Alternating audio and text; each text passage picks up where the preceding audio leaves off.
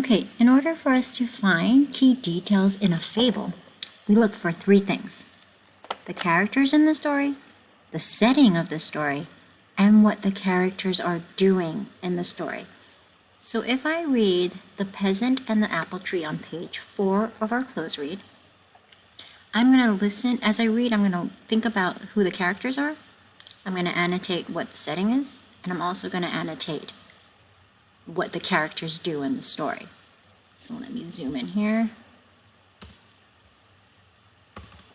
The Peasant and the Apple Tree. A twisted old apple tree stood in the middle of a poor farmer's garden. Already in the first sentence, I'm going to annotate where it's taking place. A twisted old apple tree in the middle of a poor farmer's garden. So I already got the setting. Remember, setting, characters, and what the characters do in the story. The farmer decided to turn the tree into firewood. So that's our first event. The farmer is going to turn the tree into firewood. So I'm going to put that as event number 1.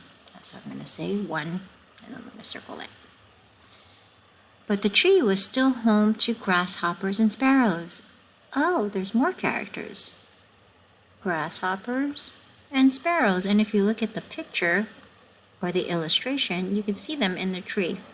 So now we know that's probably the poor farmer, and then there's the sparrows in the tree. And probably a little closer, you might be able to see the grasshoppers right there. Next, they begged the farmer, "Please spare our home. There is much life here."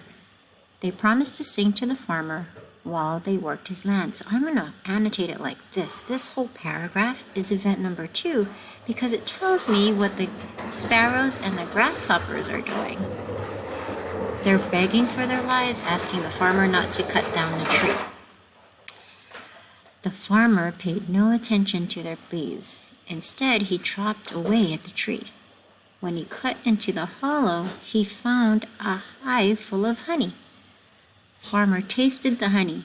It was sweeter than the first day of summer. The farmer threw down the axe. He looked at the tree with new eyes. Licking his honey-covered fingers, he told the grasshoppers, sparrows, and bees that had buzzed back to the hive to stay in the tree as long as they liked. So I'm going to go back.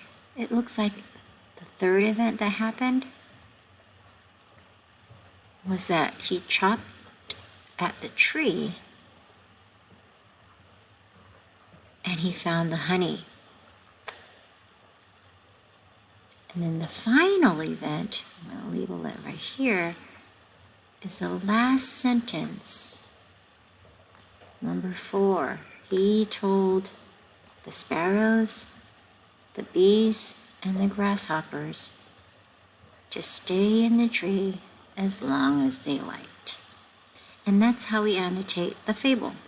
We got the setting, the characters, and the events in the story that the characters did something. Now you are going to do the same on page 5 for the fox and the crow. Don't forget, characters, setting, and what the characters did in sequential order.